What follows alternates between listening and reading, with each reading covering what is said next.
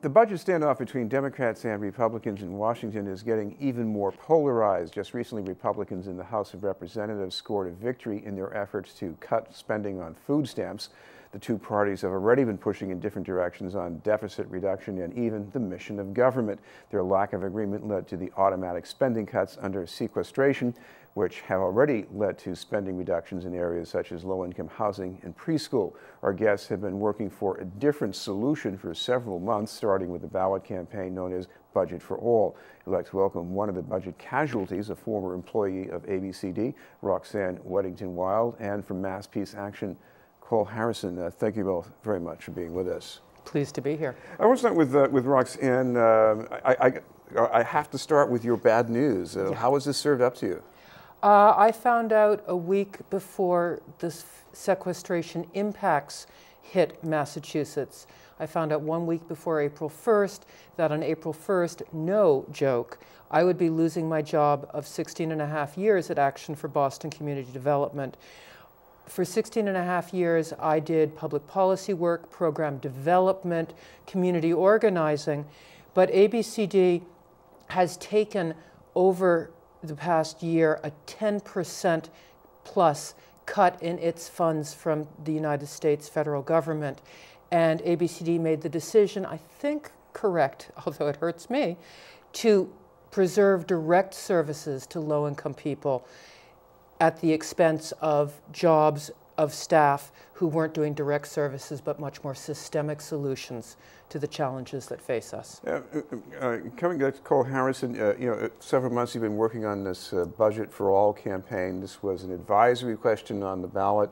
And of course what this means is that several months back people saw there was another way out of this deficit problem.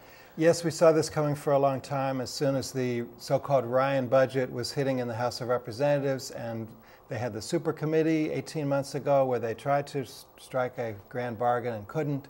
So now we have automatic cutbacks that are affecting all kinds of government programs and hurting all kinds of people in a very unplanned way. So we formed a coalition last year called the Budget for All Coalition, Chris, that pulled 85 groups across the state together. We gathered 25,000 signatures to put the question on the ballot in 91 cities and towns in Massachusetts, and it passed in every single one of those towns with a progressive solution to the federal budget with really 4 principles. Stop the cutbacks to programs people depend on, invest in job creation, tax those who can best afford it, the corporations and the affluent, and cut the military budget and bring the troops home from Afghanistan. So that 4-point platform passed by an average 3-to-1 margin in 91 cities and towns. It's popular in Republican towns, it's popular in Democratic towns. It passed in towns that voted for Romney and towns that voted for Obama.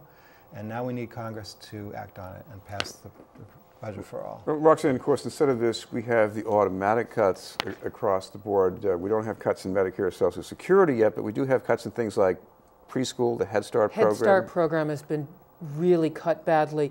My worry is that in the attempt to preserve Head Start slots for poor children as long as possible, the cuts end up becoming invisible. For instance, ABCD did not this past year shut down any classrooms or literally kick out any children from Head Start in an effort to preserve those services for the children and really wraparound services for their family. But this coming fall, in Boston alone, ABCD does Head Start throughout the city of Boston. There will be 250 Head Start slots that simply don't open. That's an invisible cut. It's not, oh, my child has been dumped out of preschool. It's, oh, I guess we didn't get in. And there will be 70 jobs probably lost in Head Start in Boston alone. In the state, it'll be about 2,500 slots that won't open. That's an invisible cut because people are trying to keep the services going as long as they can through the year, and there's currently summer break. Now, when the kids don't get into preschool, sometimes the parents, maybe they try very hard to make it work. They find another way to get preschool, but if the child does not get preschool, what does that mean? It means very frequently that the parents aren't able to go to work. And the parents who are in Head Start, the children rather, the whole families, it's a holistic program, they are under 100% of poverty by law is the most of the Head Start families, they don't have the money to say, I'll go and pay for a preschool, down the street or something like that. And of course, you all have this correlation between poverty and underachievement in schools. Yes, so Head Start actually has been shown by research to produce a $7 on every $1 spent return, what's this fancy word, putting people as monetary numbers, a 7-to-1 return on investment through helping children get that Head Start so they're ready for school, keeping children out of prison because they have a hope for the future, and helping children go to college. It really gives them that boost that says you can do it. College and mainstream society is meant for you. Nicole Harrison, the other thing here is that this sequester kind of arrangement will end and there will be trade-offs. And maybe the trade-offs might mean there could be some cuts in entitlement programs like Medicaid or Social Security even. So that would be wrong. Those are earned benefits that people depend on. If you're on Social Security, the average monthly income is $1,200 a month. And more than half of Social Security recipients, that's their only form of income.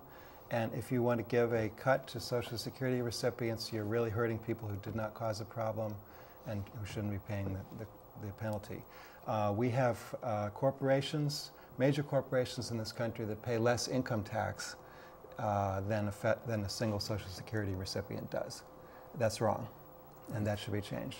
Of course, we also seen, Roxanne, is a vote by the House of Representatives controlled by Republicans to separate spending on food stamps from the farm subsidies. And again, this is driven, I guess, mainly by people, hey, there are so many more people getting food stamps. We're going to crack down on that. There's so many more people getting food stamps because there's so much more need, both in Massachusetts and throughout the country.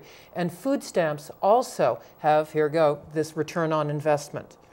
For every $1 on food stamps, you're getting at least $2 extra income generated in the economy, in the local economy. It's a local economic boost as well as a household boost.